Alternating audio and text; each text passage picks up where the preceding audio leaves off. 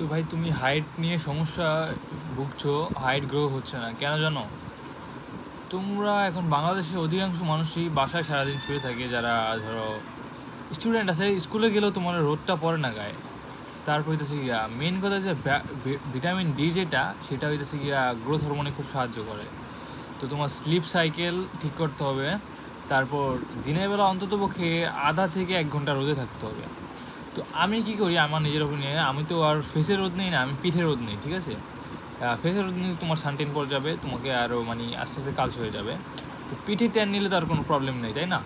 তো আমি কি করি, আমার এটা খুলে তারপর এই যে আমার এই জানলাটা দেখতে পাচ্ছ, এখান দিয়ে রোদ আসে পুরো, আমার এই পিঠের এতটুকু আমি রোদ নেই।